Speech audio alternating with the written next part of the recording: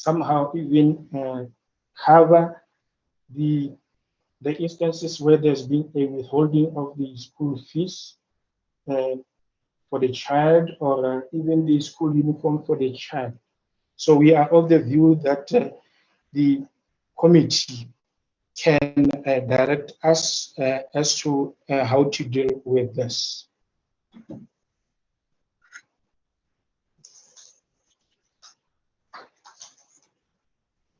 The next submission from also from Yvonne Wakefield on page 29, page 29.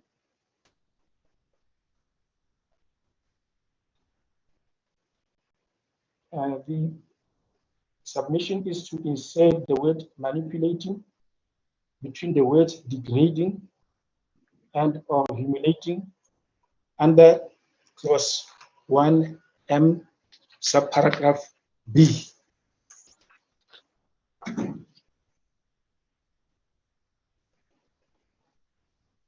The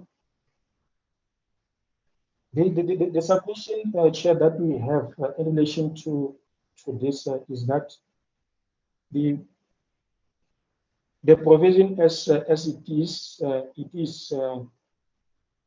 is open-ended to an extent that it can be accommodating to include the suggestions that have been put forward by the role player. Also, the suggesting that gaslighting be included as part of the provision, and because the provision is open-ended, we will be guided by the committee as to whether the submission should be accepted or not. The next page will be page 37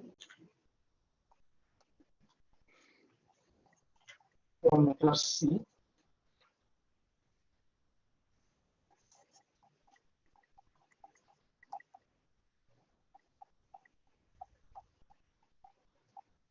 And they are dealing there with the definition of sexual abuse.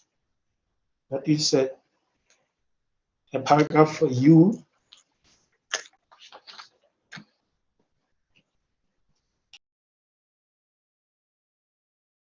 And their proposal is as follows, Chair. They say the definitions will include one, sex-based harassment,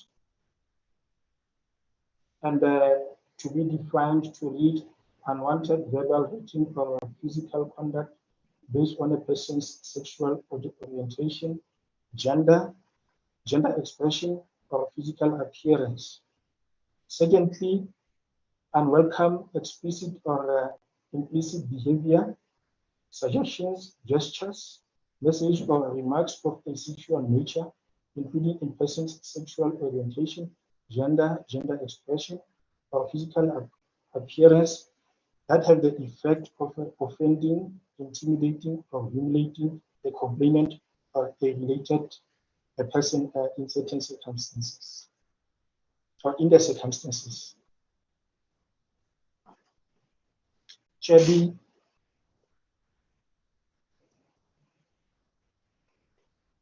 the response of the department is that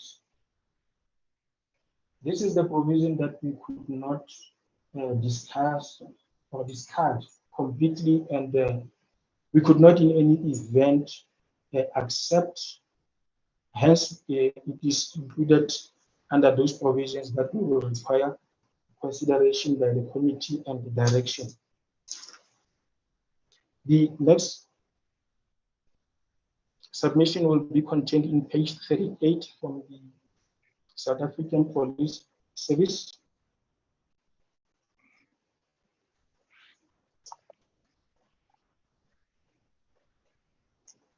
Where they are also talking about the definition of sexual harassment.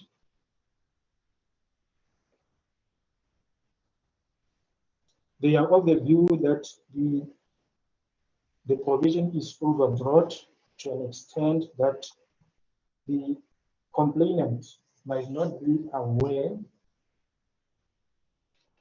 of the conduct that is being complained of, or even the behavior. So in short, what they are suggesting is that the provision, the way it stands, will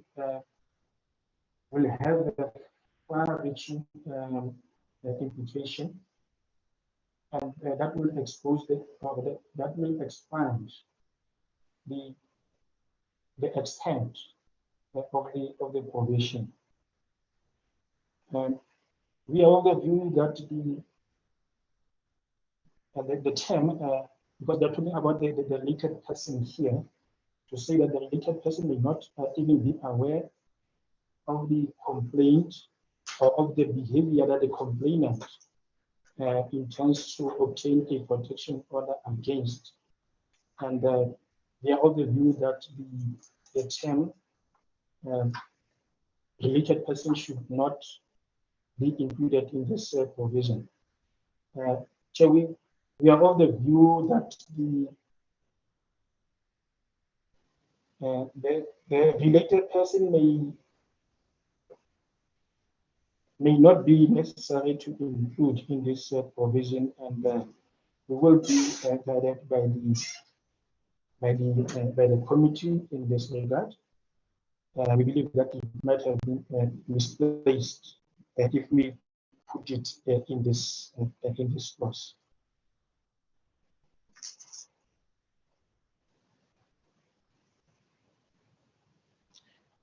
Chair, on page 45, the South African Police proposed that subsection 3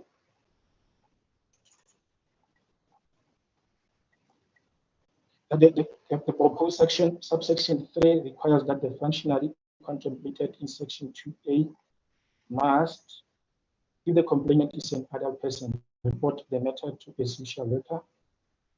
Alternatively, the service, that is the SAPS, must be reported to both a social worker and the service. In essence, what they are saying is, Chair, I might have staggered. The essence of their submission is that in terms of this clause, the reporting must be made to both the social worker and the police. However, our submission is that there is a purpose for the differentiation. The clause that requires that the report be made to the social worker or the police, and a clause that requires report be made to the social worker and the police.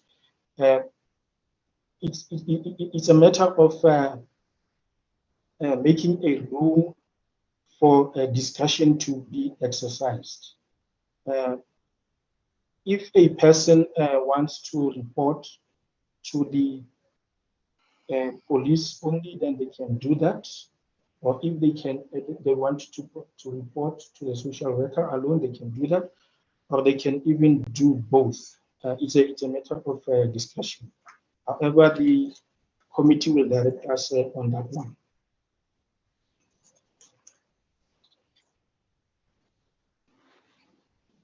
Chair Mosaic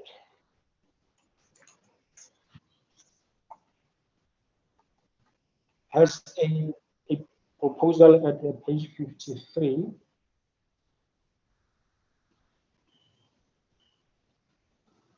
in relation to the omission of a physical address. Page 53, my apologies, Chair.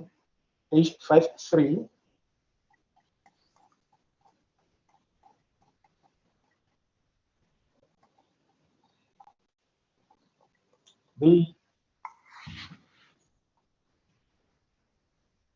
They recommend Chair in relation to subsection 3B.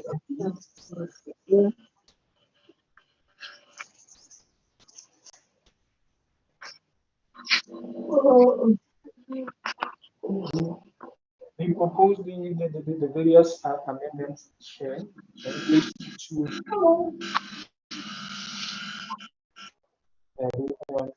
the address of the exclusion. They are suggesting that the physical address of the shelters should be excluded from the information that must be given.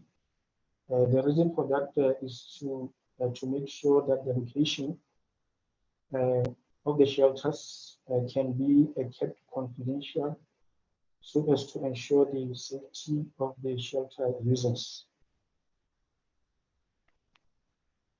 Chair, on the other hand, the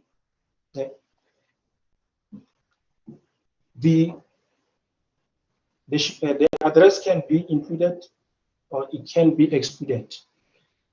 The provision, the way it stands, is to say that the address must be given. However, that may have the negative consequences to an extent that the information can land in the hands of the wrong person, in which event the addresses will be exposed. And on the other hand, it may be necessary in some instances that the victim be given the addresses of the shelters so that they can be able to have information available to them in terms of where their shelters are and the addresses of those shelters.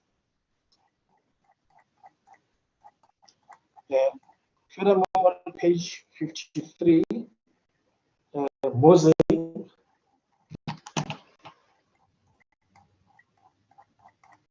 recommends that the reference to a person with a disability in section 2A 1A be substituted for the following reference: who represents a physical, psychosocial, or intellectual disability that impacts on their capacity to make decisions. Change in short, that's what they are suggesting. The replacement of that phrase for a person with a disability. Chair, WLC on page 6.1.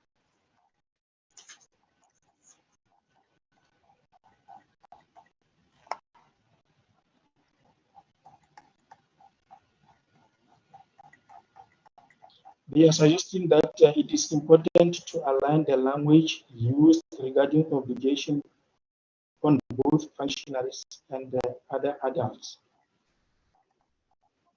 The use of the terms becomes aware of the fact, knowledge, reasonable grounds, beliefs or suspect, and a reasonable belief or suspicion implies that there may be different meanings ascribed to the word fact and knowledge. Then we submit that there's a point that requires consideration. The South African police on page 62 submit that it is unclear what is expected of the police official where a report is received of a conduct that does not amount to a criminal offense and where the victim does not want to report the matter to the police.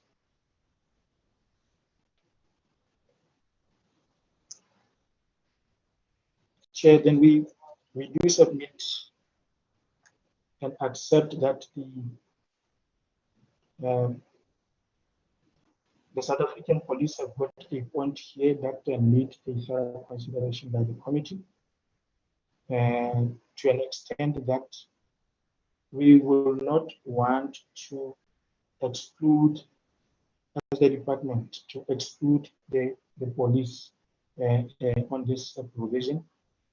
And even though a matter does not require the, or the matter that is reported does not or does not involve a criminal offense, then the person may still need to, or has got an option to approach the police about that. And the police chair. We can't hear you. My apologies, Chair. The police will be able to direct the victim or the complainant for further services to a relevant functionary that needs to be approached to assist the victim. If the complainant is approaching the police about a matter that does not involve a criminal offense. Okay, on page 65, the South African Catholic bishops have made submissions.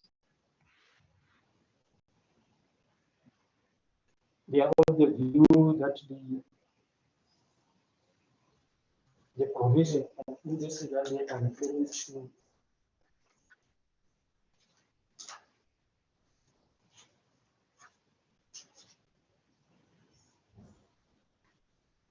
section 2 capital B,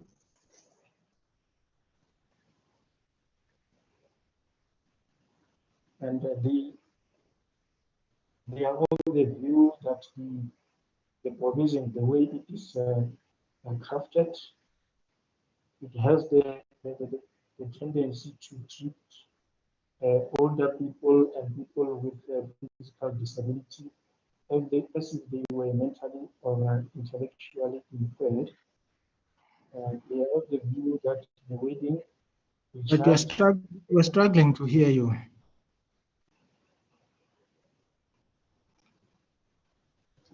Chair, can you hear me now? Yes.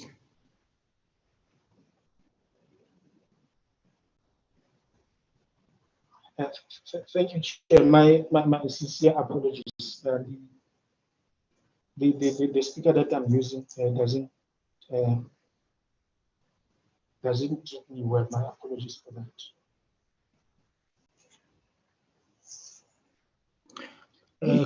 Can we move? We don't have the luxury of time. Can we move? Sorry, Chair. I'm saying, can we move? We don't have the luxury of time.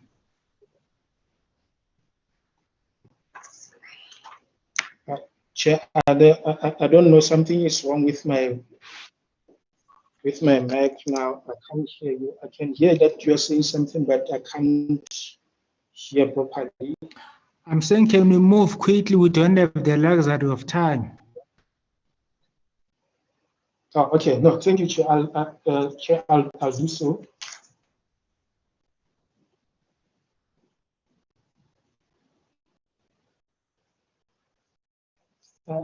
Chair, may I wrap up the Catholic bishops at page 65 when they have a concern that the provision does not treat people the way they should be treated, and that the provision needs to be revised. The South African police at page 67.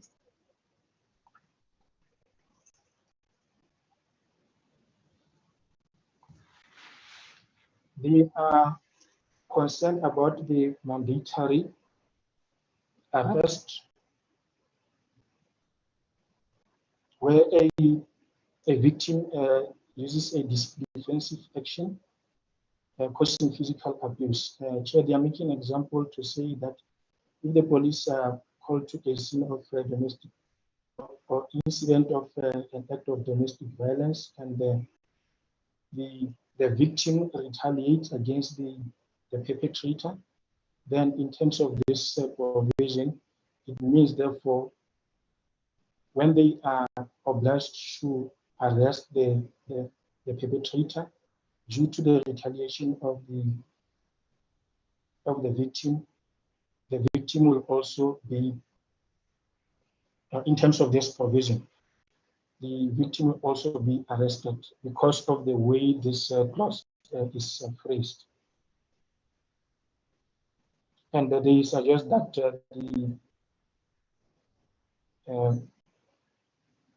the provision be rephrased somehow. However, Chair, if you think it allowed, if I may say, the victim may be doing that or maybe retaliating at the spur of a moment, and depending on the circumstances, it may not, or the retaliation of the victim may not amount to an offense that will require the police to arrest. However, the point is taken, and the committee will be required to provide guidance in that regard. On page 76,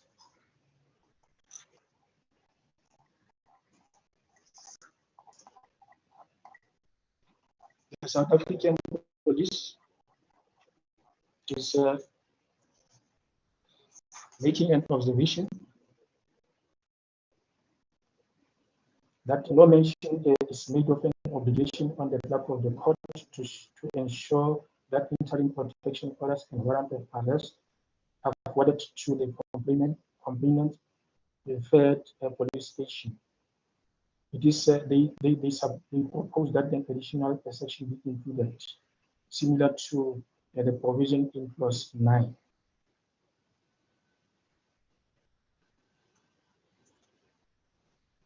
And that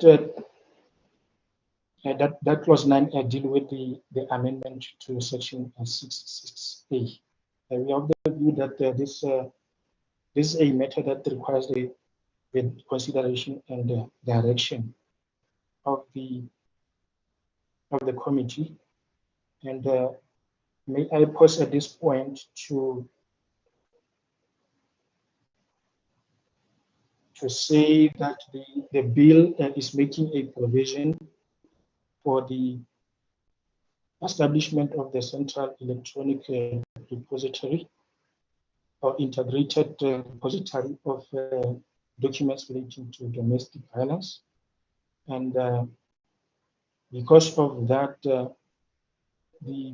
I will request the committee to apply their mind as to whether it is still necessary to have a provision that requires that the documents be submitted by the clerk of the court to the police station of the complainant's choice, because obviously then these documents will be available electronically. However, this will leave to the committee to give directions. On page 77, Chair and honorable members, WISE for Africa makes an observation that, or even the submissions that the interim protection orders must be issued on the spot once the police respond to a domestic violence call. We are of the view that there are other countries that have a provision similar to what is suggested. And we are of the view that the committee may have to consider and direct if we need a provision similar to this, considering also that there are other provisions, especially in the Older Persons Act, the Children's and the Children's Act, that make provisions relating to the on-spot issuing of protection orders. This is the matter for the direction of the committee. On page 82, Lisa Vetten,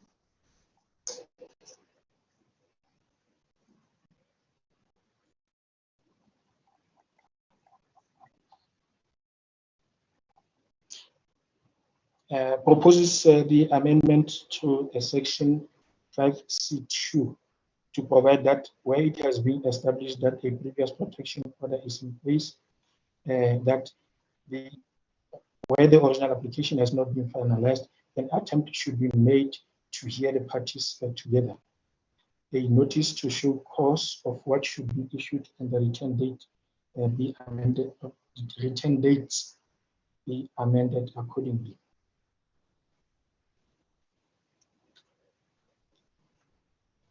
The South African Police Chair on page 90.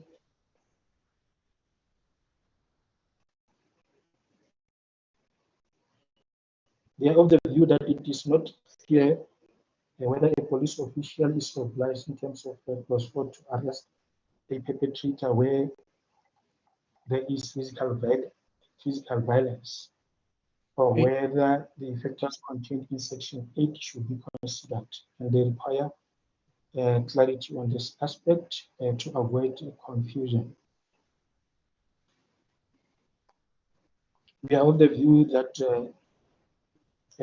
those factors can be considered, and so as to be able to enable the arresting officer to determine whether the arrest should be effected or not. However, the direction of the committee will be required or is requested to give direction on in this regard, especially if the police are of the view that there is an uncertainty, then that uncertainty should be removed. On page 90, Women's League Center.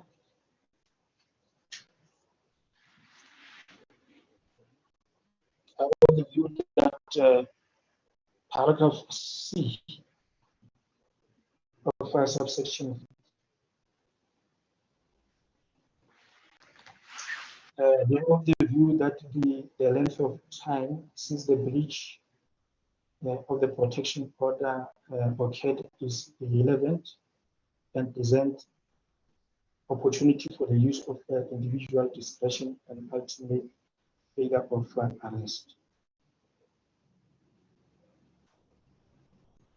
We have the view that we need the consideration of the committee on this aspect.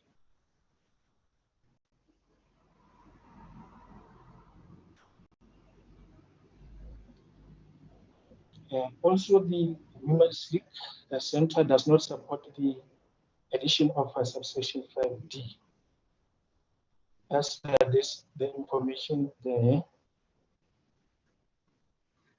should be relevant to the consideration of whether the complainant is suffering or may suffer harm.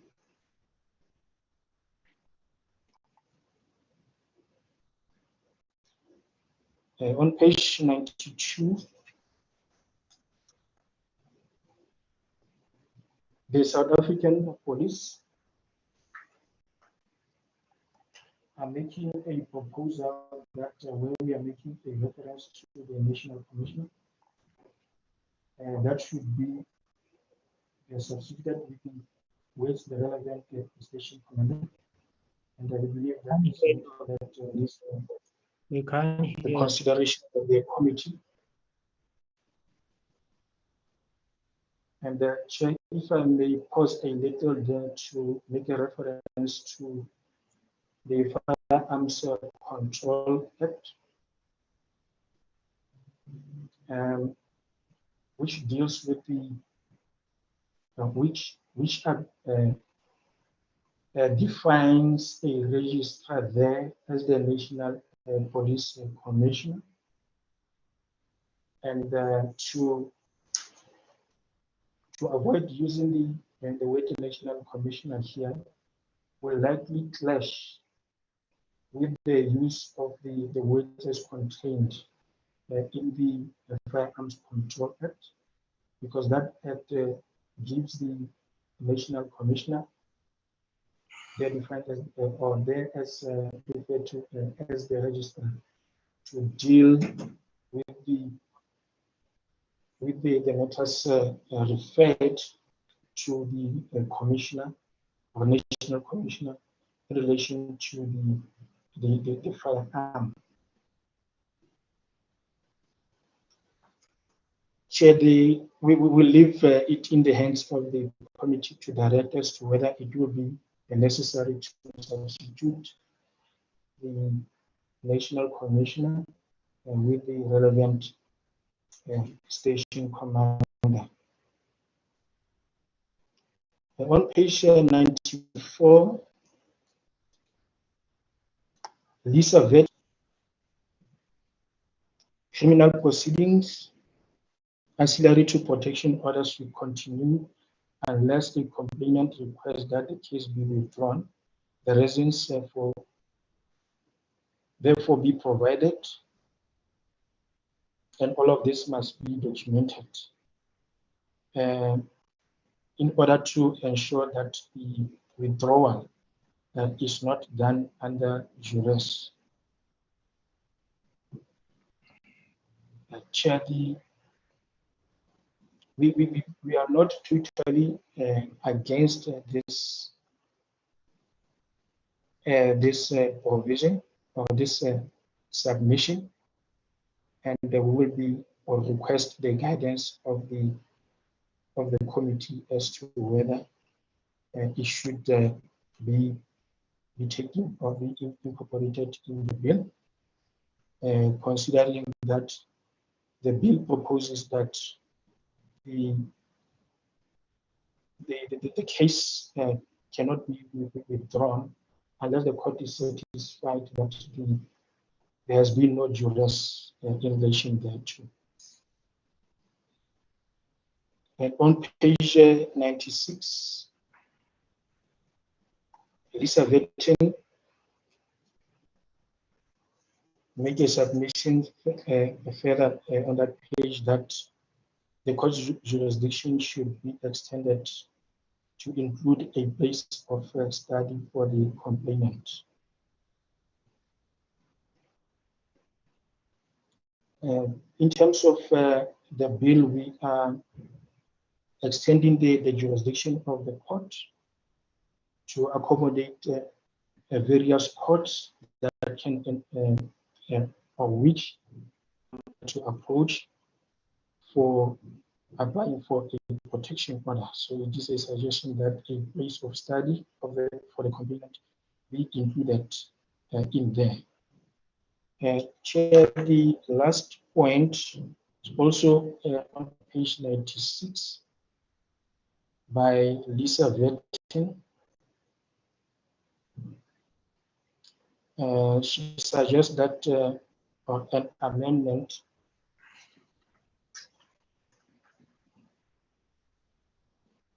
be made to section 15, which deals with the service of documents, to the effect that in the case of a shared residence, documents may not be served on the other party to the proceedings. So in short, if the parties are staying together, then the documents should not be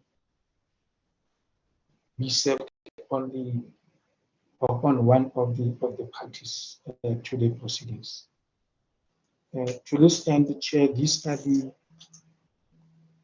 submissions that we request the consideration and the direction of the committee.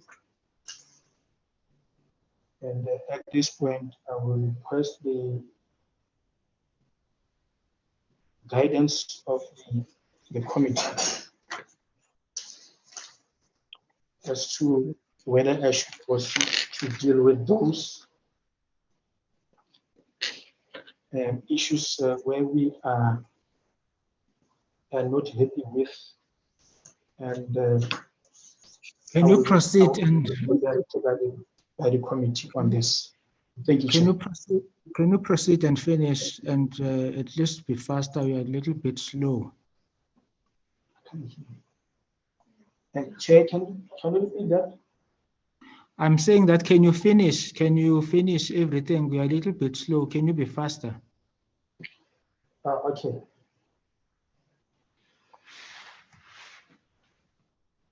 Okay, I'll try to be faster. Thank you, and my apologies for the delay.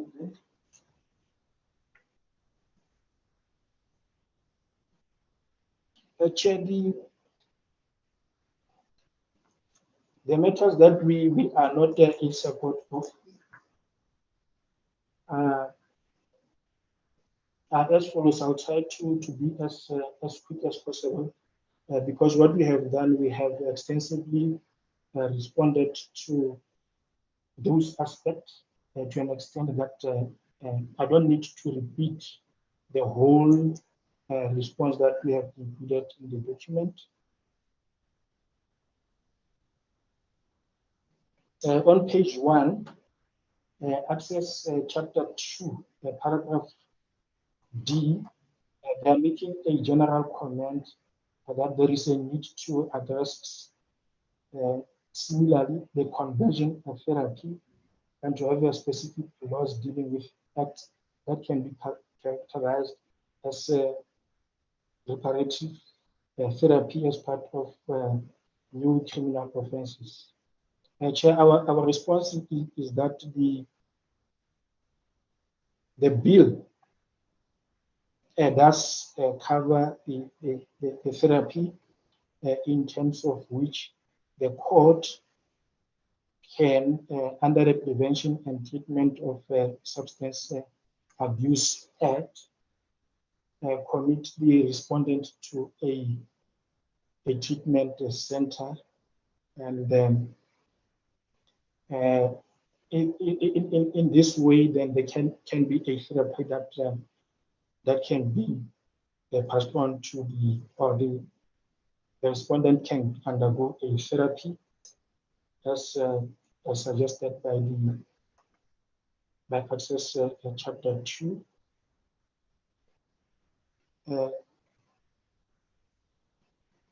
On page 3, Chair, Charles Eze submitted that all three bills are an attempt to blame or to place the blame on men. Chair, we are of the view, and it is our submission, that the bills are gender neutral and applicable to perpetrators irrespective of their gender. The Child Institute, on the very same page 3,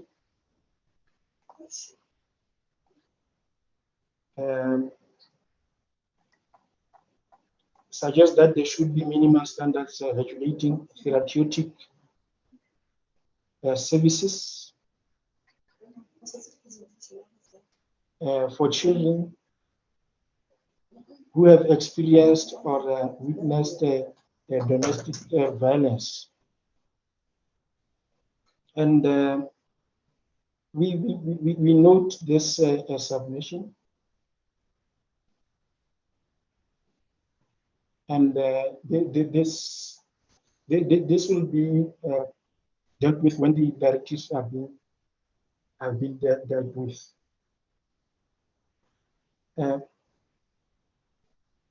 Also, under the Children Institute, in paragraph B on page 3, they suggest that the social workers and police officers should be trained and encouraged to use Section 152 of the Children's Act to remove offenders rather than women and children from the household when abuse has taken place in the home.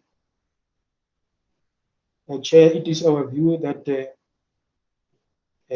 Section 7 empowers the court to order the respondent not to enter or not to remain in the shared residence in certain instances. So the court will be directed by the circumstances of the case as to who should vacate or who should not remain in the premises. Chair, on page 5, COSATU, under paragraph H, make a submission that domestic violence must be criminalized, and the police records must show the relationship between the perpetrator and the victim, and provide a breakdown of victims and perpetrators, and regularly report these statistics.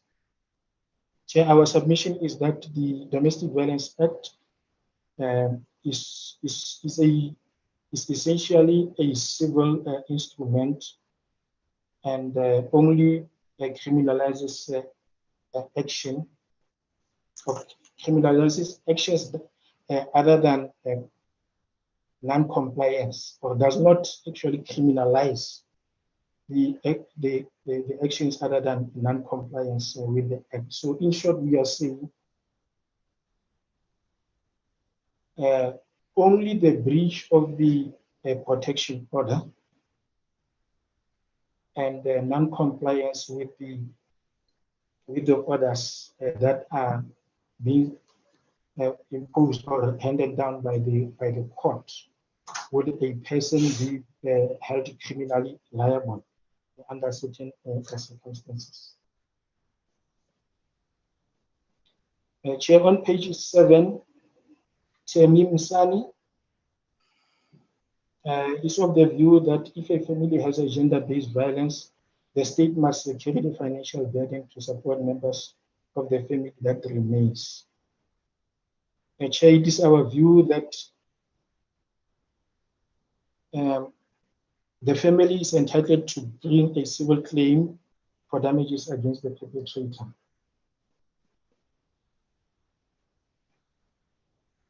And also, depending on the circumstances, Chair, the family members can be able to apply for grants or receive support from the Department of Social Development. Chair, on page 11, the ANC Women's League proposes that the definition of coercive behavior must include abusive speech, extortion, blackmail, torture, humiliation, dehumanizing, acts or threats to include or to induce favors. Chair, we are of the view that although it is noteworthy what the intention of the ANC Women's League is in relation to this suggestion, however, we are of the view that it is not necessary to include these provisions, as they are covered in the provision of the bill assistance. For instance, abusive speech is covered under the definition of emotional, verbal, or psychological abuse. And also, by way of an example, torture is covered as an abusive act or act of force. So it is not necessary to include those suggestions or incorporate them in the bill. Chair, on page 13, also the Women's League makes a certain provisions that are proposed to be added in the definition of controlling behavior. They are proposing suggestions like including a clause to say chronic criticizing of a partner that in essence amounts to psychological abuse, conditional care and attraction, belittling, teasing, or ridiculing, pressure to partake in substance abuse, etc., etc. Chair, we on the same vein, we are of the view that these suggestions are covered elsewhere in the bill, and it's not necessary to be incorporated in the bill. Chair, on page 14, the South African Women in Dialogue proposes that the definition of court must explicitly exclude the traditional court. However, Chair, if you look at the definition of the court as contained in the Act itself, it does not include the traditional court. So it's not necessary for us to specifically exclude traditional courts as they are already excluded. Chair, the City of Tshwane and Lisa Verten. Okay, let me start with Lisa Verten on page 17. They talk about the qualification of preceding year. This point is also taken by the City of Tshwane at page 18. They are of the view that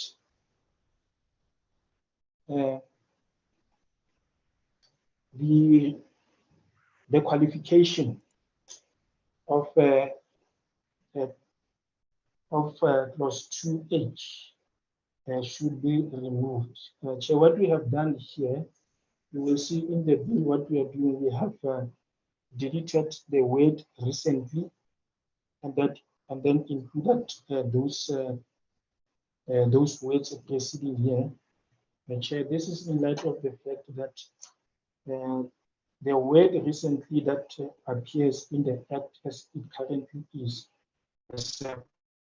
posed some practical challenges in relation to its practicality.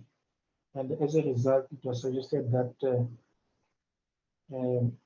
the problem that are associated with this should be removed, and then we are trying to do that by introducing the words recently shared. And however, there are commentators who are not happy with that, and especially the City of Tshwane and Lisa Verten, and we are not agreeable with their opposition of this insertion or substitution, and mainly because we are substituting recently with those words within the preceding year, and this paragraph should be read with the other paragraphs of the definition. So the supposition is that if the parties no longer share a residence for an extended period and are not otherwise related as required in the rest of the paragraphs, the rationale for the application falls away. Sorry, could you please speak louder? Could you please speak louder? My apologies. Thank you, Chair. On page 20, Lisa Verten suggests that the definition of domestic violence be broadened to include the conduct such as ukutwala, forced marriages, abduction, kidnapping. Chair, you'll remember there is a decided judgment of State versus Jezile that deals with the ukutwala custom, and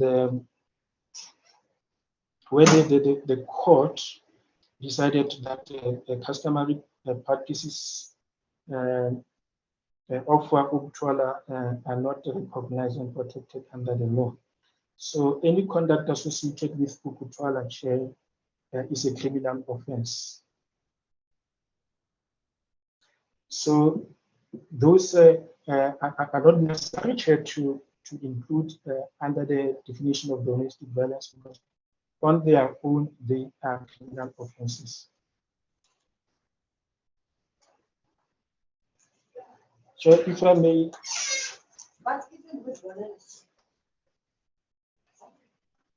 Page 30. Under the COSATU deals with the definition of harassment, and they are of the view that the phrase "the respondent knows or ought to know causes harm" may be problematic, thus will require victims to prove that the perpetrator ought to have known the behavior was harmful. We are of the view, Chair, that The provision replaces the phrase induces fear of harm, which was itself problematic to prove. So, Chair, in essence, we are curing what was already problematic in practice. The police, or South African police, in page 23, have got a problem with the use of a related person, and as Chair has in the last occasion directed or suggested, we have had a one-on-one engagement with the police to deal with the issues that they have raised, and one of the issues that they have raised is in relation to the issue of a related person. Share the issue by the police is to in relation to the opposition and the use of the related person is that this opens a door for the use of domestic violence to obtain a protection order in instances where that should or the protection order should be obtained in terms of the protection from harassment.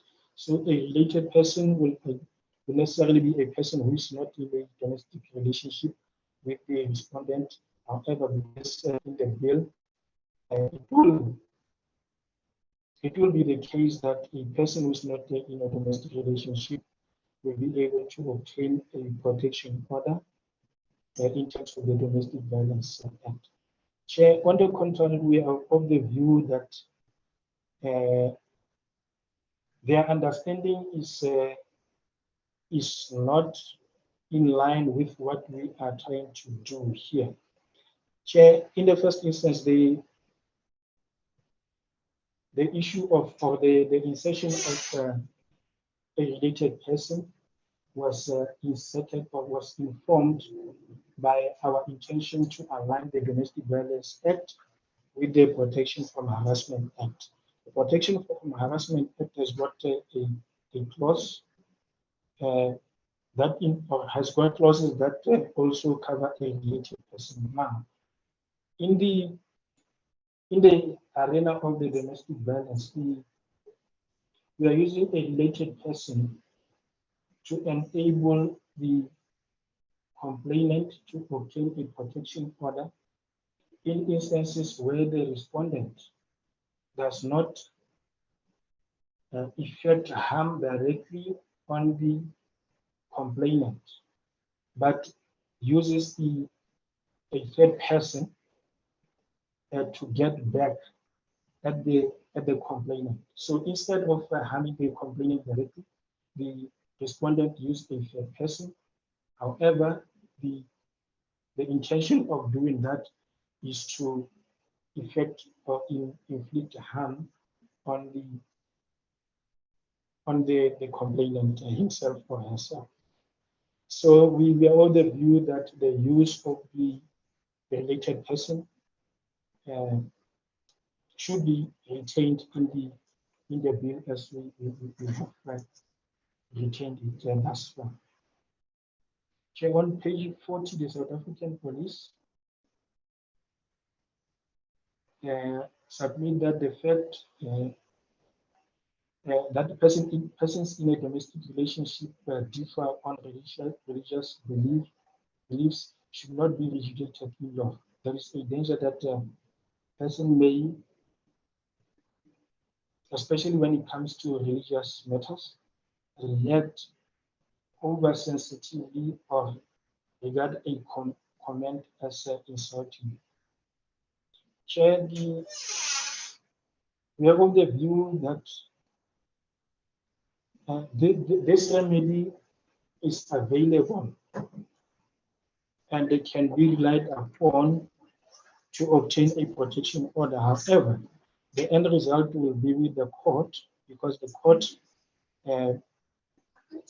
will be able to make a determination in light of the circumstances of the case and the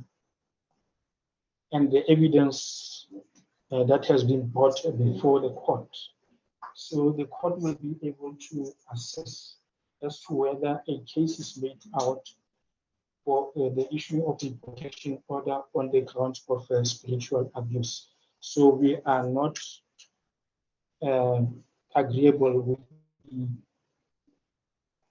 with the South African police in that regard. The South African police chair on page 44, they also make an observation that the clause 2A that we have introduced in the bill will require the functionary to have knowledge of the Domestic Violence Act back and forth. That is every functionary will be required to know the provisions of the Domestic Violence Act in and out. However, we are of the view, Chair, that there will be a training that will be conducted by the various departments to enable the functionaries to know what is required in relation to their services as functionaries as defined in the Act. So in essence, our submission is that the training of officials will assist in this regard.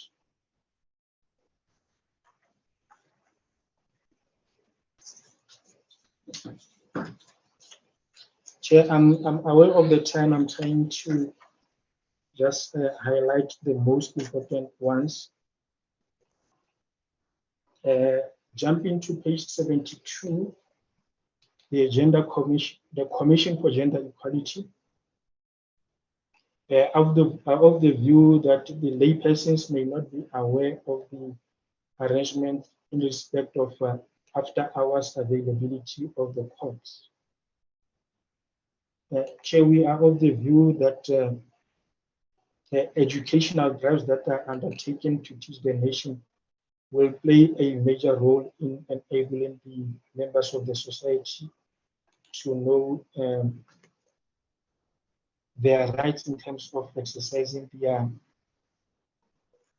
their access to courts even after hours for the purposes of obtaining a protection order.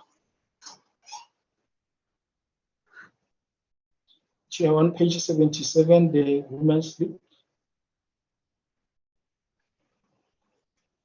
proposes that it is essential that a process and practice of informing complainants immediately of the outcome of the application is regulated in the regulations.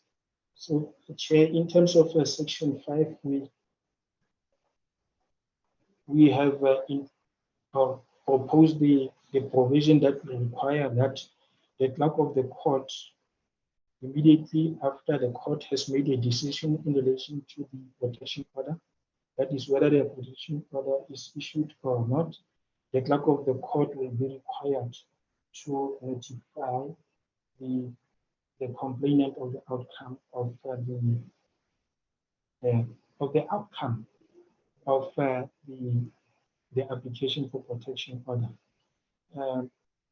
So we believe that this provision is sufficiently catered for in the Act, and it is not necessary, perhaps, to put this in the regulation. However, it's something that it can be done, but we are of the view that it is not necessary.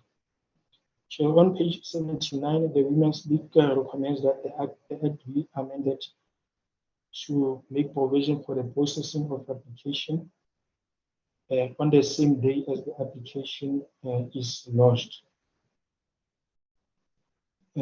Chair, it makes sense and it is understandable that everyone will prefer the speedier dealing of application for protection orders. However, to impose a provision that will require the application to be dealt with on the same day. Will have is likely to pose unintended consequences, because obviously it will depend on the workload of the various magistrates' courts. Some other courts will be able to deal with matters on the same day.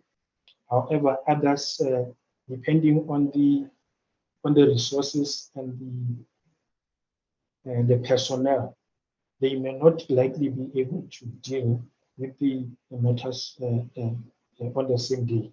However, the emphasis is that the application must be dealt with as soon as possible. That will include the dealing with the application on the same day.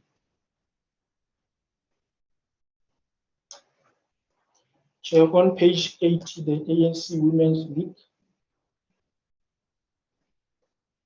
have an observation that the interim protection order may be issued within a reasonable time, but a victim who is being telephonically harassed and or stopped has no immediate recourse, as the police will not open a case of harassment, and the telecommunications service provider refused to assist a victim unless there is a court order. Chair, we believe that they have a point here. However, we are of the view that in reality, there must be an incident in which the victim must be protected against the form of a protection order. Even though the recourse may not be available immediately, there must be a recourse that the victim or the respondent can be able to follow in terms of the act. Chair, on the very same page 80, the Center for Child Law are of the view that a provision in clause 5B1B dealing with the request for information, they are of the view that the request of any information may be subject to abuse. However, Chair, we are of the view that this clause is qualified by the provision that the qualification is that the information that should be obtained should be the information regarding the person who disclosed the communication or the electronic communication service who disclosed the communication. So we are of the view that it may not be subject to abuse because of the qualification that is included in the bill. Chair, furthermore, on the next page, 81, the Center for Child Law is concerned about the costs of electronic communication, where there's a clause that enables the court to order the payment of services provided by the communication service providers. They are of the view that many complainants may not be in a financial position to pay for the services that the court will have sought from the electronic communication service providers. However, Chair, we are of the view that in terms of section 5B, 10B provides that the court may hold an inquiry to essentially determine the ability of the complainant to pay the costs. And in any event, the state may be liable for such costs. So the court will be able to make a determination and assessment as to whether the complainant will be in a position to pay the fees associated with the obtaining of information from the electronic communication service providers. Chair, on page 90, SAWIT has got a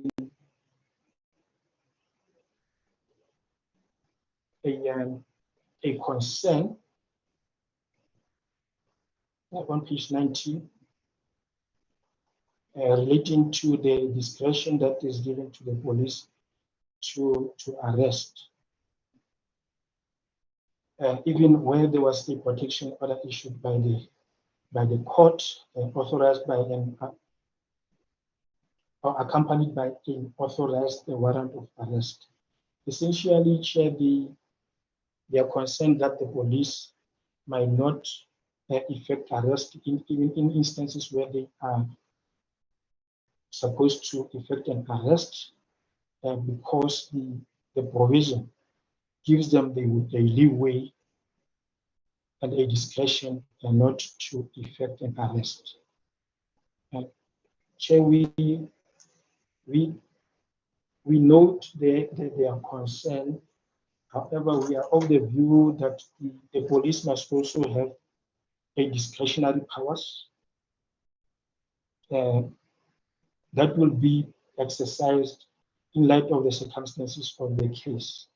So if we put a mandatory provision that the police must arrest, then there may be a problem in instances where it was not necessary for the arrest to be effected, but the police would have been obliged by the clause to effect an arrest. So we are leaving it in the discretion of the police.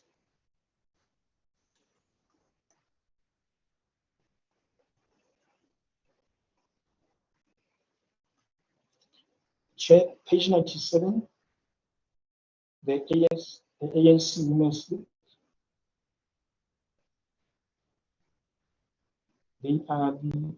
they are against the order of costs, that they view that domestic violence cases should not and cannot be considered similarly to civil cases. However, Chair, our submission is that the court will not ordinarily impose a court order against any party to the proceedings, but the court will consider the conduct of the parties throughout the proceedings, and that if a party has acted frivolously, vexatiously, or under its discretion, to award a cost order.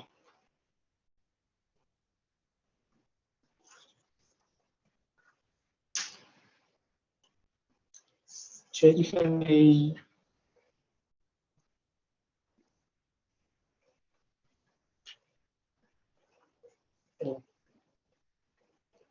refer the committee to page 103, Mosaic, in relation to the directives.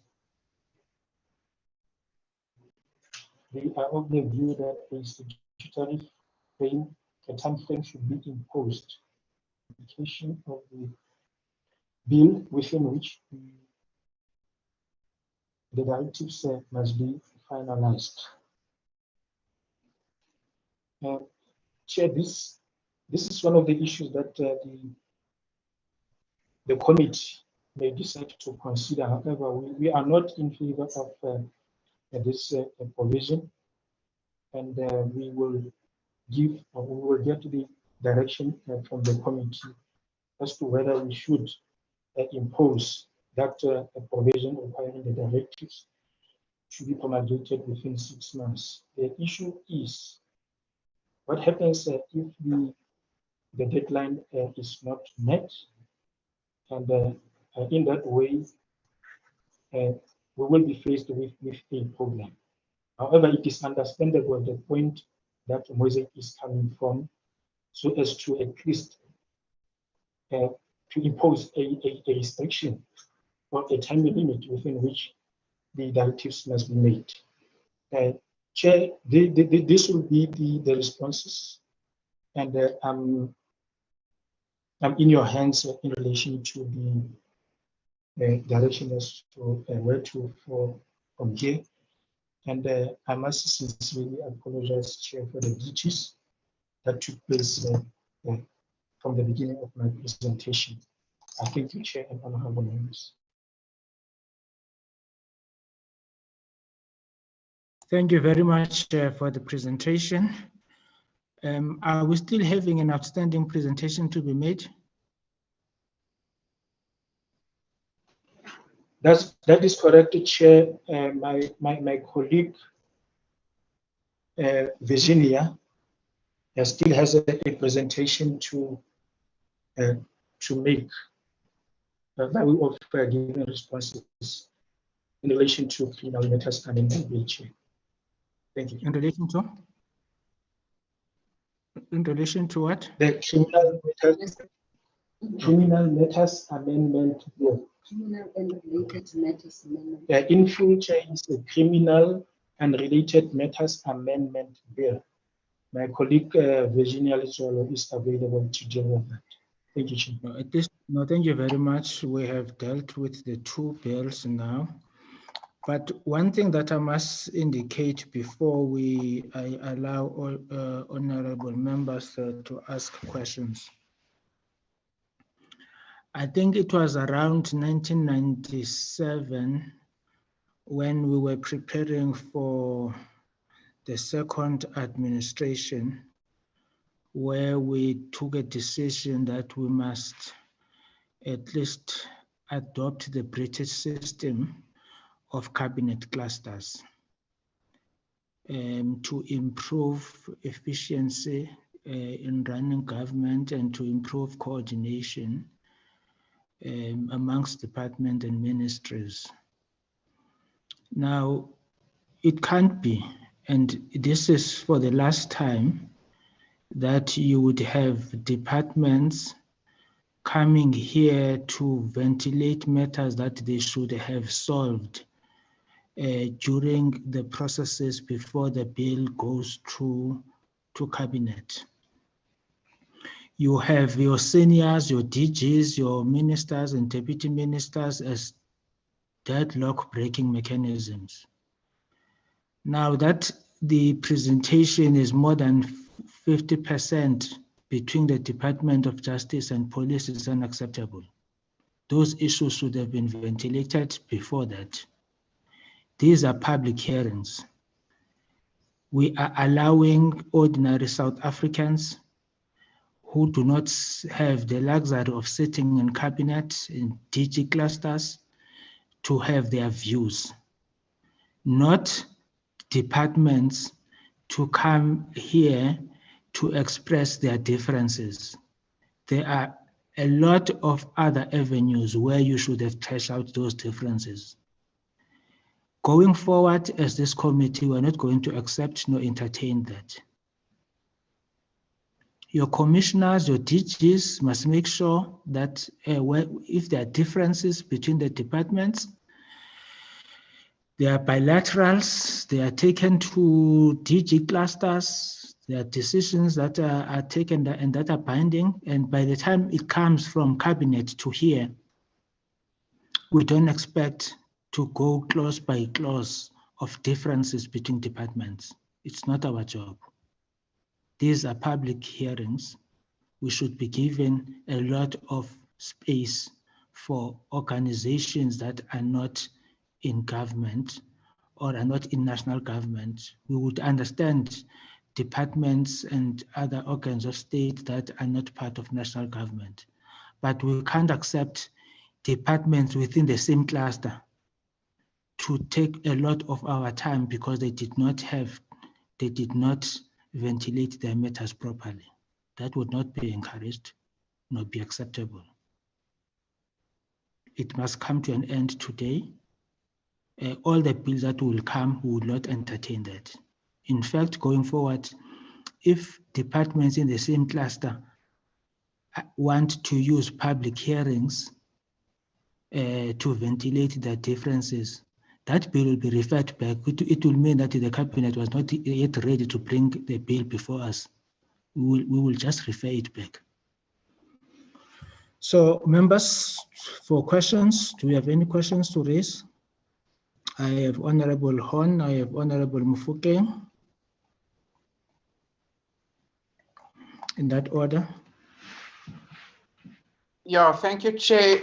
Not really a question, but rather a comment to say that unlike the presentation in respect of the Sexual Matters Amendment Bill, which we had first, unfortunately, this presentation still do not put us really in a position to have a clearer picture as to what the department envisage putting in front of us for deliberation.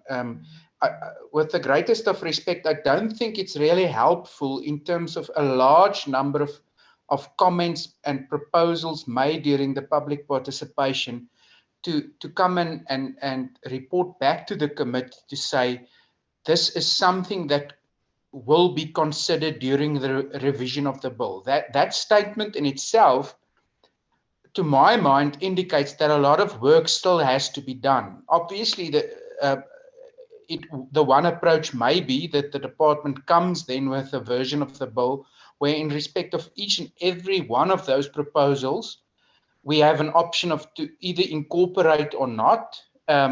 But then we've still not been advised by the department. So the deliberations, with the greatest of respect, is made more difficult and will, as a consequence, be prolonged. So I would, I don't know how colleagues would feel, but I think we will only be in a position to see on what we are deliberating once we finally know which of those proposals which the department say will be considered are either advised for inclusion or not by them. So yes, I don't think this presentation has been the most helpful we've received from the department, unfortunately. Thank you. Thank you, Honorable Horn. Honorable Thank you, Mufokeng. Chairperson. Chair, I think you covered me partly on what you were saying about the department, how they actually do things.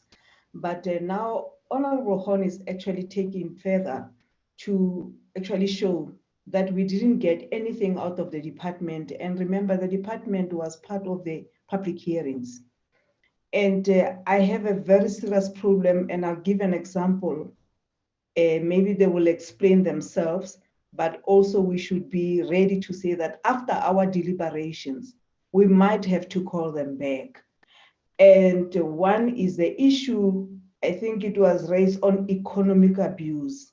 That was on domestic violence.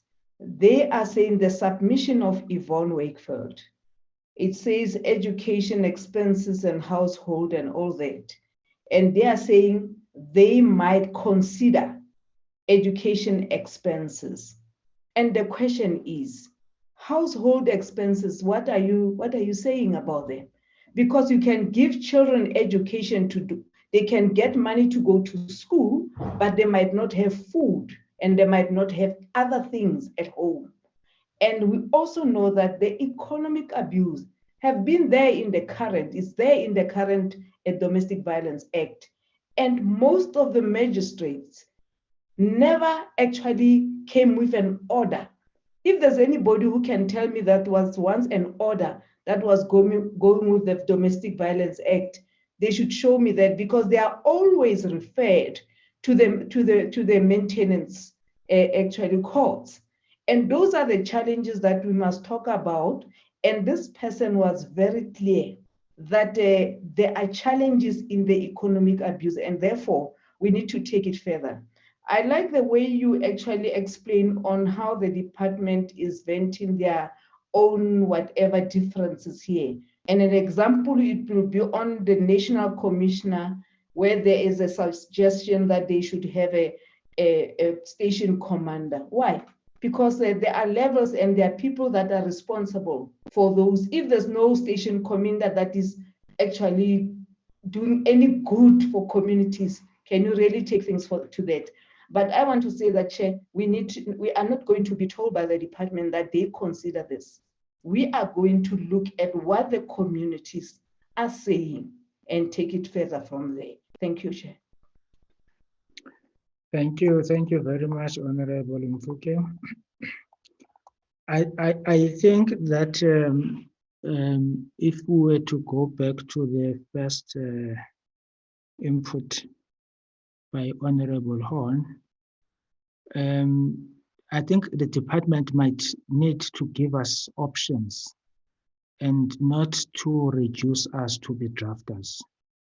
Let us not reverse rules. I think you need to rework your presentation. In areas where you think that you have fundamental differences, give us various options so that we can apply ourselves to those particular options. But I think we will proceed with the other bills that are in a process of being ready for us to deliberate. But I think with this one, you still need to give us more guidance. It is not up to a level where we can say the committee is properly guided. Remember, the committee is also under a lot of pressure. We are dealing with 3 bills at once, and we are expecting, at least at a technical level, to get a lot of assistance and guidance at the level of the department. The issues that, for instance, the issues that Honorable Mfokeng raised, even where you think you differ, give us options. Then we will be able to say whether we're in favor of option A or option B or option C. But currently, as things stand, you need to go and rework and come back to make a further presentation with those options.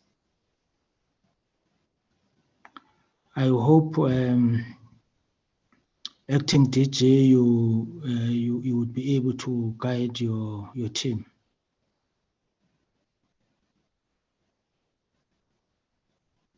Acting DJ. Thank you, Chair. I will have a chat with the team in terms of the presentations and the way it was done. And I think the length and the fact that we didn't summarize the information, etc., is a problem. And I also take note of the point that you made about the consultation with the departments as well. And Chairperson, I must apologize sincerely for this.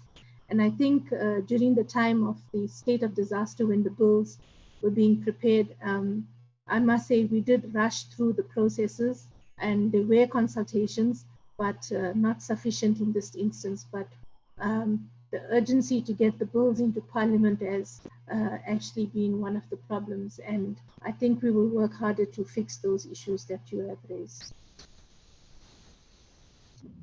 Yes, because we need to balance the agency with quality. Once we take the bill through the National Assembly and the National Assembly and the NCOP passes the bill and the President accents to that bill and there are problems, it is Parliament that is going to be in trouble, either with the courts or with South Africans. So please give us something that we can work on. We don't have to, after a presentation, start scratching our head and not knowing where to start. Can we proceed? How long is the next presentation?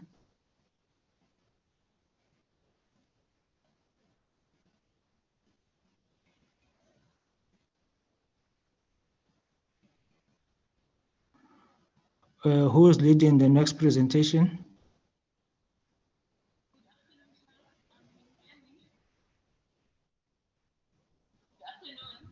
It's about 90 pages, Chair, and Ms. Bizinelli Zwalo will be taking the committee through that.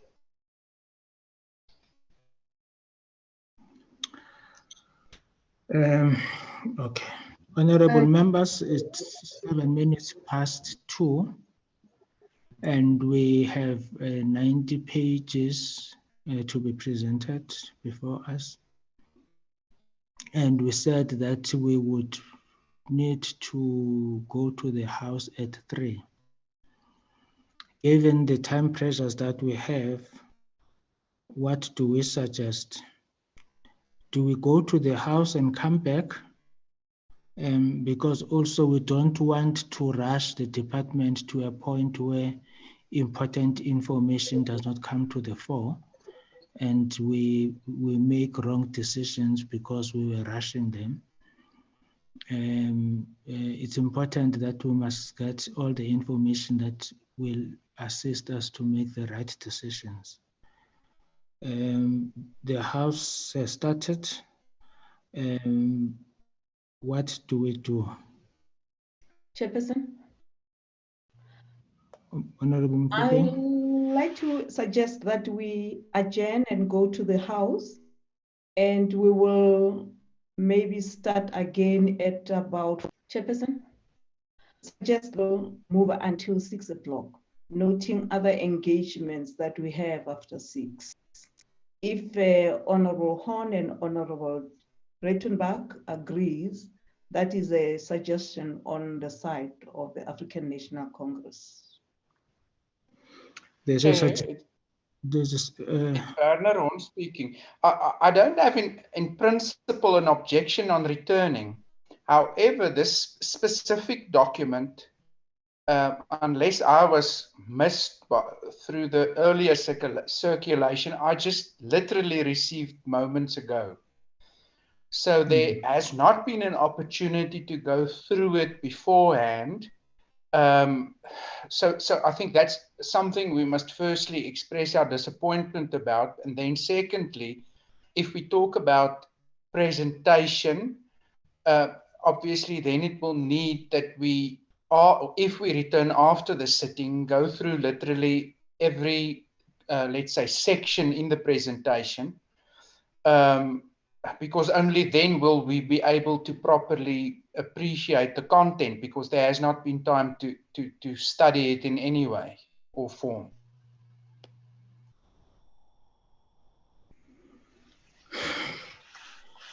So, because I think, I'm not sure what time is the House adjourning, because I must read the motion without notice. I'm not sure what time will that be.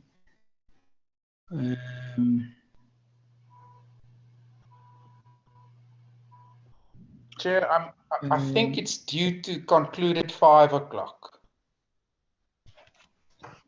At 5 o'clock. Yeah. Honorable Mpuke? Chair, I think Honorable Horn is right when it comes to the document. We just received it now. Section in the presentation. And it's one of the because issues that are worrying for now. I don't know if maybe it's possible that tomorrow we can try to start with them, if it's possible, and so that we can have an opportunity to read, because we haven't done much into that. Then it will mean that going now for a sitting, we don't have to come back. That is the suggestion there. Thank you. Honorable Vote, Thank you, Chair. Because most of us, well, really all of us have not gone Chair, through the document. I think it's due. Maybe we can start a little bit earlier tomorrow, maybe at 9 instead of 9:30. Okay. I think so I think Honorable Horn, you are covered by this suggestion that we proceed tomorrow. Yes, so that we get an opportunity to go through the document. But I think before we go to deliberations, have not gone through the document. The people earlier who are making this last presentation, we should give them time to come and brief us again on something that is going to assist us to be able to make a decision. Because we are not going to rush to pass something that we ourselves we do not understand.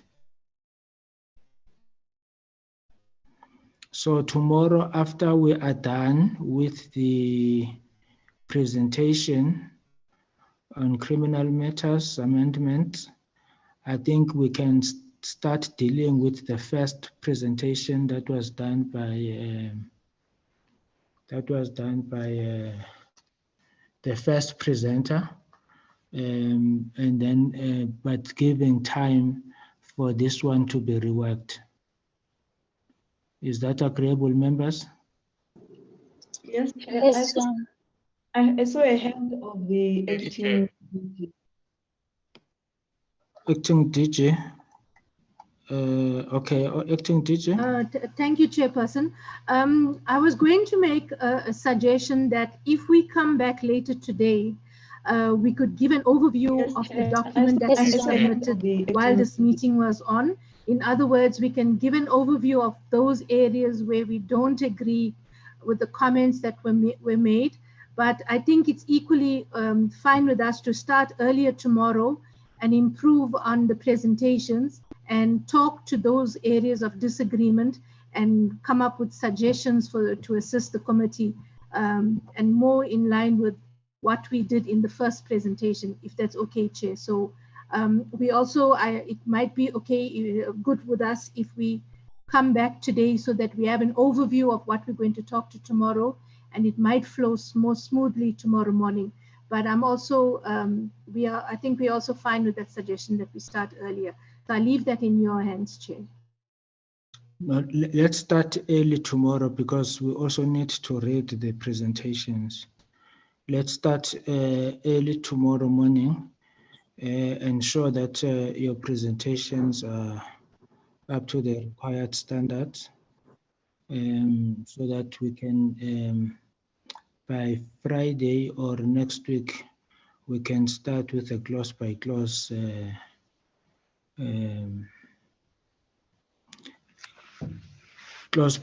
of each bill. But we can't move to that level when the presentations that are before us are of such standard that we cannot be able to understand. So let's meet tomorrow at 9 o'clock. We will start with the criminal law amendment bill, and then thereafter we can go back to the first presentations for deliberations, and then we will take it from there. Chairperson? Honorable I think we agree with the acting GG, and in fact, she said something that they will look at the suggestions and not the language that they have been using throughout to say this will be incorporated. It will be suggestions and they should have reasons so that we understand why there are those suggestions. Because they must remember, we also have researchers and legal team that is also working. We cannot undermine them too. That's correct. Chair. Thank you. Honorable In Chair. addition to what and they should have reasons is saying, so that we I think there's somewhere where the presenter kept on saying this one it is covered somewhere. It kept on saying that, and I think if he says on the presentation tomorrow, we expect that when you say it's covered, you should tell us covered where, and then maybe you put that covering that you are talking about next to your comment, so that you are able to say if you are saying it's covered somewhere around in this bill, so we know exactly where are you saying it's covered, so that we can see and analyze it and make sure that we understand. Thank you, Chair. Thank you very much. Thank you very much. And we also expect that SAPS and Justice should be trashing their issues out.